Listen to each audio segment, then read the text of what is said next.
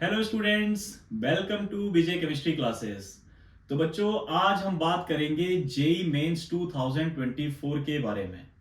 तो बच्चों, एग्जाम आ गया है, हमारे पास बचा है नियरली एक मंथ। और बच्चों को बहुत सारे डाउट्स हैं कि सर एक मंथ में कौन कौन से हम टॉपिक करके जाएं और कौन से टॉपिक हमारे इस बार कटे हैं।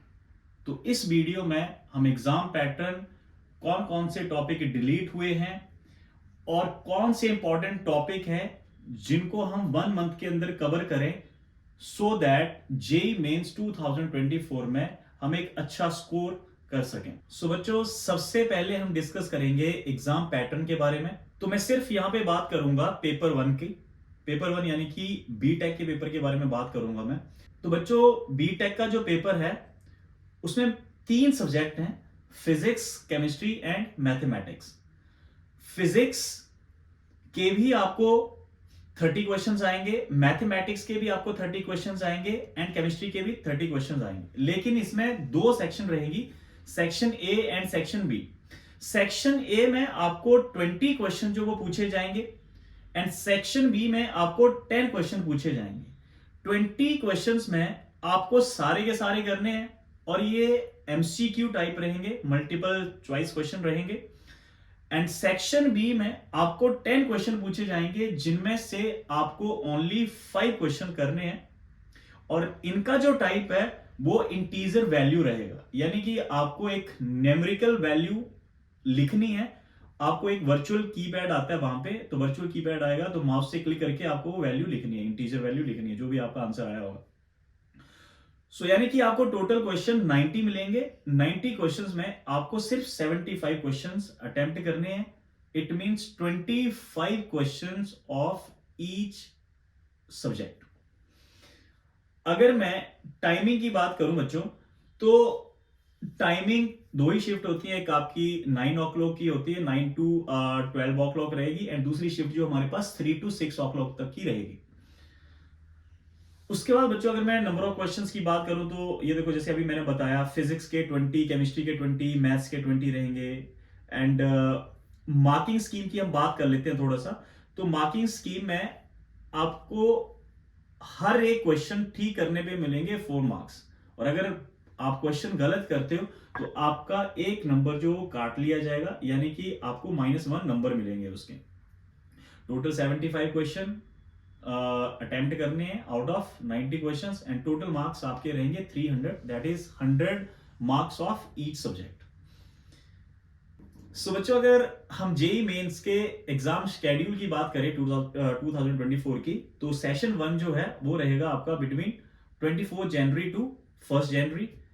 सेकेंड सेशन जो है वो रहेगा हमारा 1 अप्रैल टू 15 अप्रैल के बीच में। और टाइमिंग तो मैं ऑलरेडी बता चुका हूं आपका। फर्स्ट शिफ्ट जो है वो 9 AM टू 12 PM रहेगी और सेकंड शिफ्ट जो है आपकी 3 PM टू 6 PM तक रहने वाली। तो अब हम बात करते हैं डिलीटेड टॉपिक। बहुत अच्छी बात है, बहुत खुश होंगे बच्चे कि बहुत सारे टॉपिक कट गए हैं। तो क्योंकि एस ब्लॉक बच्चों को बहुत ज्यादा बोरिंग लगता था, कहते हैं सर ये याद नहीं हो रहा है, सारी की सारी इनऑर्गेनिक केमिस्ट्री। तो खुशखबरी, आपको इनऑर्गेनिक केमिस्ट्री में कुछ टॉपिक्स कट गए, उसमें से एस ब्लॉक आपका कट गया है। तो एस ब्लॉक में alkali and alkaline earth metal आपका कट गया है, स्टेट्स ऑफ मैटर भी कट गया है। वैसे ही इंपॉर्टेंट चैप्टर होता था, मुझे समझ नहीं आया क्यों काटा इन्होंने। सॉलिड स्टेट भी काट दिया है, polymers, environmental chemistry, chemistry in everyday life, ये इजी चैप्टर होते थे पहले। यहां से एक क्वेश्चन आ जाता था और आराम से स्कोर हो जाता था।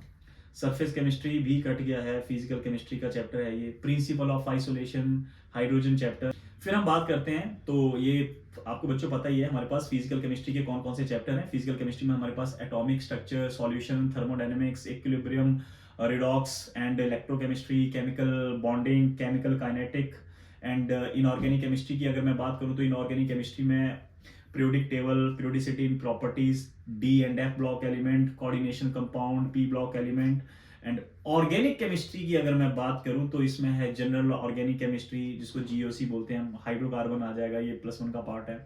एंड उसके बाद सारा का सारा +2 का part, alcohol, phenol, ether, aldehyde, ketone, carboxylic acid and asters, amines and biomolecule. तो बच्चों, अब हम बात करते हैं अकेले अकेले चैप्टर्स के इंपॉर्टेंट टॉपिक की। तो सबसे पहले आओ बात करते हैं some basic concept of chemistry के इंपॉर्टेंट टॉपिक्स की। तो इसमें सबसे important mole concept, backbone of chemistry. अगर ये आपको नहीं आता है तो मैक्सिमम केमिस्ट्री में आपको पता है प्रॉब्लम आएगी।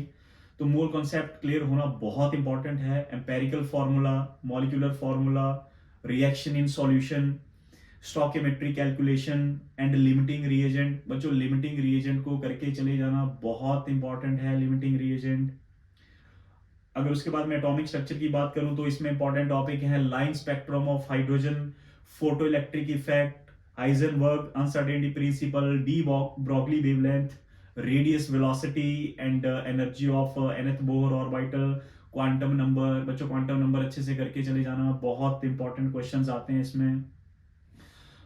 तो बच्चों सबसे पहले हम बात करते हैं ऑर्गेनिक केमिस्ट्री में कार्बोकैटायन, कार्बोएनाइन और जितने भी आपके पास फंक्शनल ग्रुप्स हैं सारे के सारे आपको याद होने चाहिए।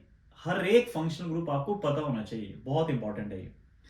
Free radicals and spiro compound, bicyclic compound, Huckel rule बहुत इंपॉर्टेंट है। फिर उसके बाद बच्चों ऑर्गेनिक कंपाउंड कंटेनिंग ऑक्सीजन में reduction by LiAlH4, NaBH4, acylation, oxidation of alcohol, reaction of phenol with dilute HNO3, Grignard reagent and very important ozonolysis.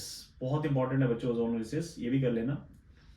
उसके बाद organic compound containing halogen में nature of CX bond and physical property, reaction with PCl5, PCl3, SOCl and HX। फिर इसमें order आ जाएगा आपको strong acid, weak acid का, SN1, SN2 बहुत important है। SN1 और SN2 रिएक्शन बहुत इंपॉर्टेंट है। एल्डिहाइड एंड कीटोन में अगर मैं पर्सनली आपको बोलूं तो बच्चों एल्डोल कंडेंसेशन बहुत इंपॉर्टेंट है, आप इसको जरूर करना। कानिजारो रिएक्शन, ग्रिगनार्ड रिएक्शन जितने भी हैं एल्डिहाइड कीटोन के ये भी करने हैं। उसके बाद बच्चों इसमें अगर मैं एल्डिहाइड और कीटोन, फिनोल्स, अल्कोहल में अगर मैं बात करूं इंपॉर्टेंट टेस्ट की तो उसमें आते हैं टोलन टेस्ट जिसको हम सिल्वर मिरर टेस्ट भी बोलते हैं, iodoform test, Lucas test, carbylamine test, ये अमाइन के लिए होता है। Order of acidic character, order of basic character. बच्चों ऑर्डर ऑफ एसिडिक कैरेक्टर में अल्कोहल के रिलेटेड जितने भी क्वेश्चंस बनते हैं एसिडिक ऑर्डर के वो सारे के सारे करने हैं। फिनोल में भी कार्बोक्सिलिक एसिड का भी एसिडिक ऑर्डर क्वेश्चंस बनते हैं इसके। एमाइंस में बेसिक ऑर्डर पूछा जाता है तो एमाइंस का बेसिक ऑर्डर आपको पढ़ के जाना है।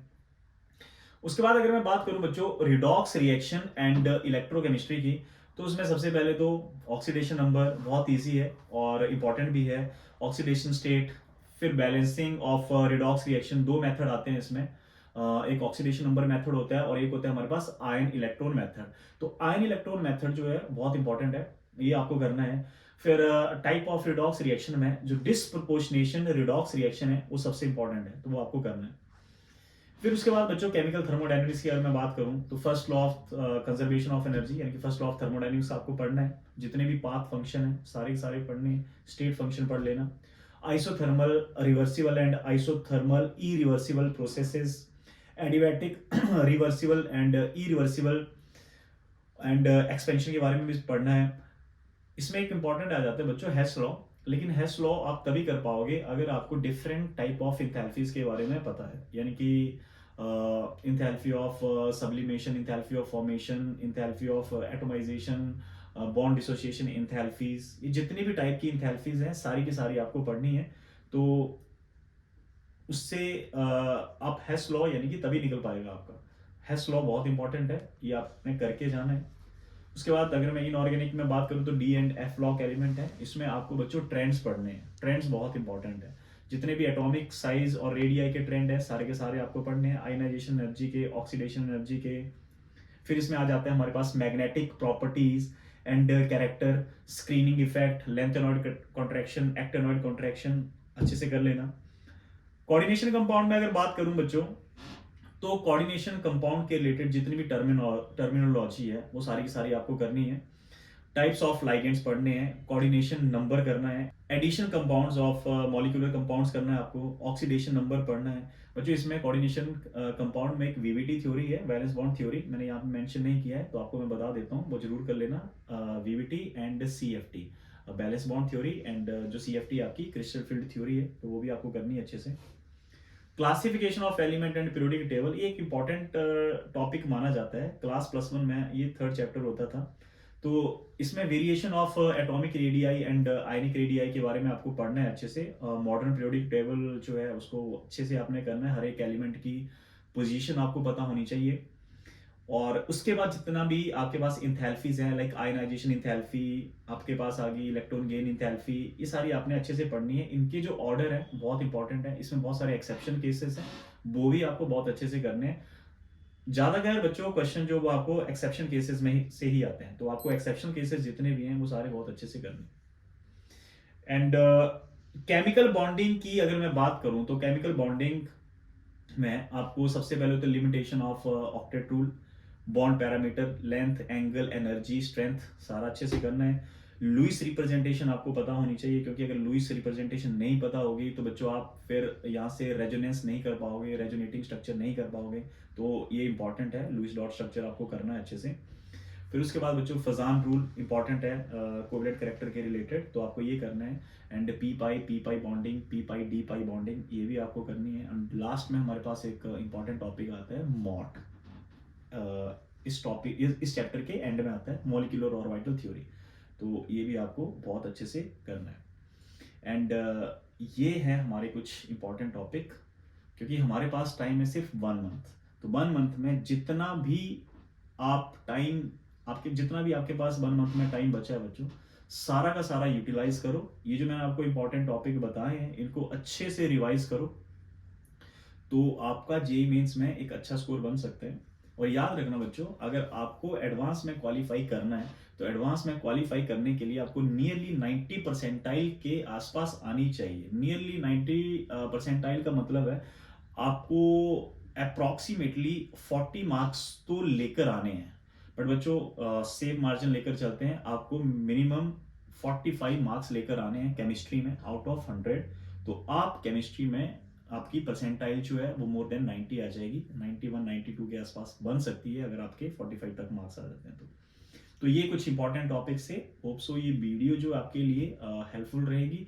एंड अगर किसी बच्चे को इसका लिंक चाहिए तो मैंने डिस्क्रिप्शन में नीचे दिया हुआ है, वहां से आप इसको डाउनलोड कर सकते हो।